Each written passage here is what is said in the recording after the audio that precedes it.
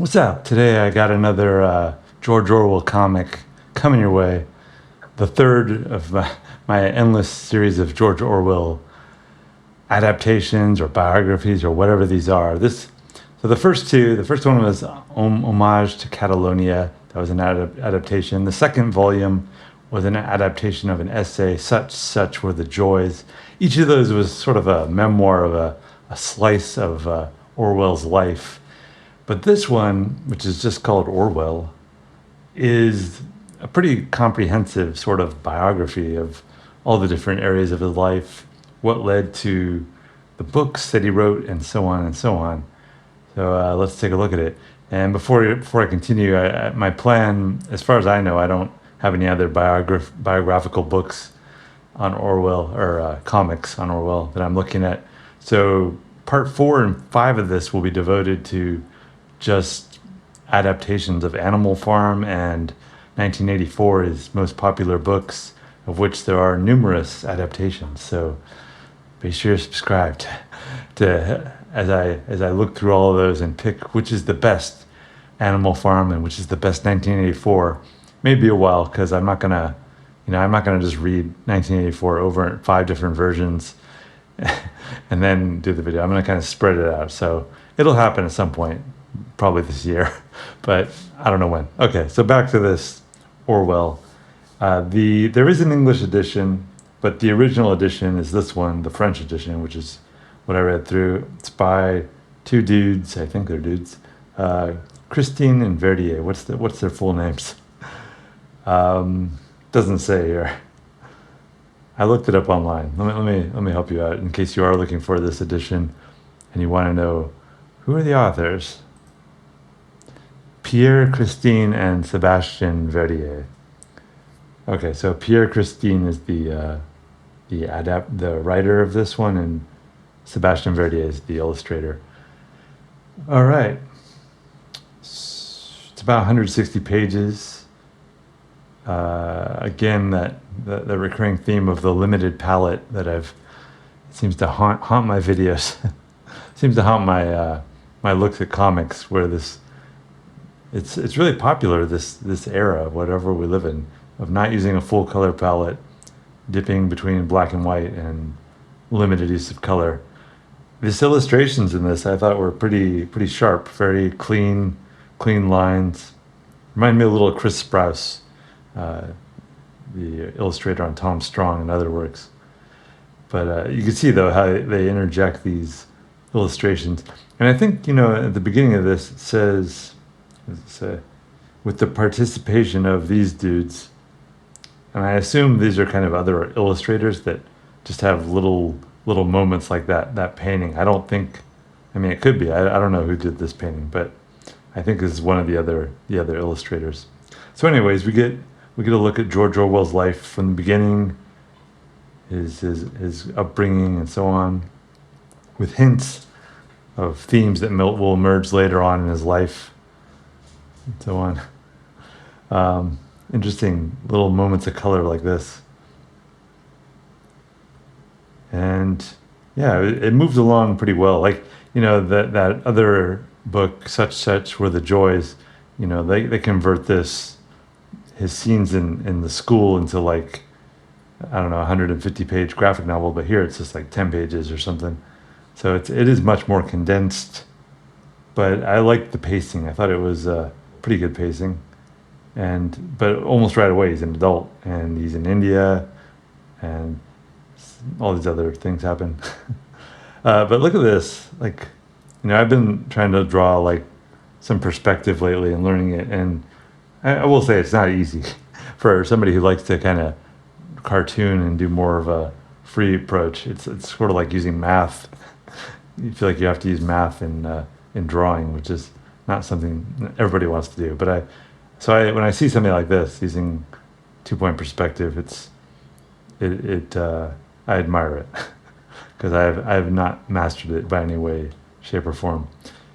Okay, and then we get these moments of these other. I think these are those other artists that I pointed out in the beginning credits, or in other words, or else it's like, the main artist doing a different style, which is impressive. But I think it's a different artist.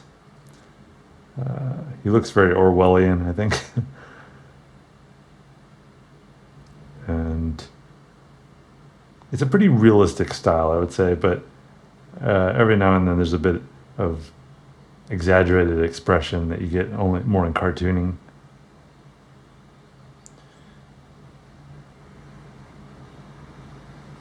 But yeah, every now and then a jump into different artistic styles, which I like. Keeps it fresh, keeps it moving. The main artist though definitely is good at drawing like vehicles, buildings, nature. He's pretty good at drawing everything, actually, I would say. And I don't think there were too many surprises. I mean, I haven't read any prose biographies of Orwell, but I kind of know the details of his life. I think what I kind of amazed me seeing this is that, I've read some Orwell's earlier books, and I'm not nearly I don't think they're very as interesting. I haven't read them all, so if I'm totally wrong, you can knock me on it. But I feel like when he gets to 1984, that's like, him be like a great author in which he wrote this really great book. And it's kind of incredible that he died within like 2 years of publishing it. And, if he had died earlier, like how different would it be? Like the effect of that book and how many people have read it and its influence. And as we live through our own 1984 moment um, here in the 21st century, it always seems to be a 1984 moment. So yeah, very beautiful line work. I really appreciated the line work. This is the kind of, when I see this art, I'm like, I'm not saying anybody can't get this good. I'm just saying it takes a lot of practice and a lot more work than the kind of cartooning I tend to do. So I admire it, and just seeing how he just draws snow and everything is very beautiful. And we get this is the material covered in Homage to Catalonia.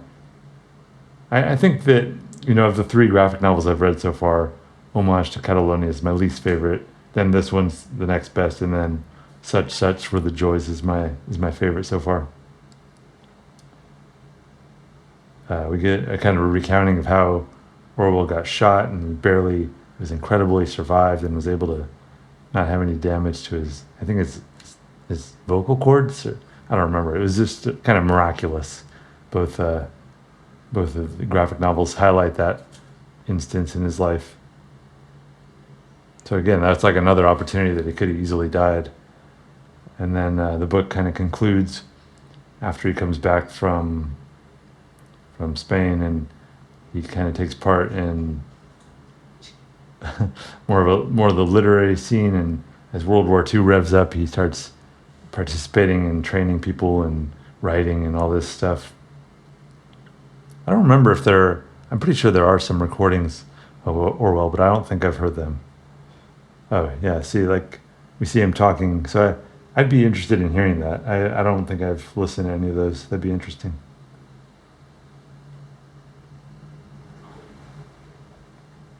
It's hard to imagine, though, like, after 1984, what he would have written. Like, I mean, that's just, like, so fascinating. It's like, because he was, like, at the top of his game, and, yeah, it's incredible that the moments that people choose to die.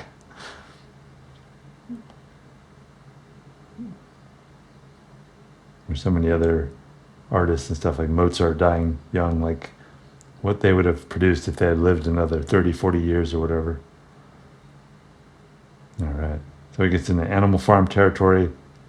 And I guess Orwell lived in kind of a secluded area for a while, had sort of like a farm-like existence, blah, blah, blah. Like to hunt, like to be in nature. And then we get the end. The end's pretty rapid. It's just like he's sick, and then boom, he's dead. And then, okay.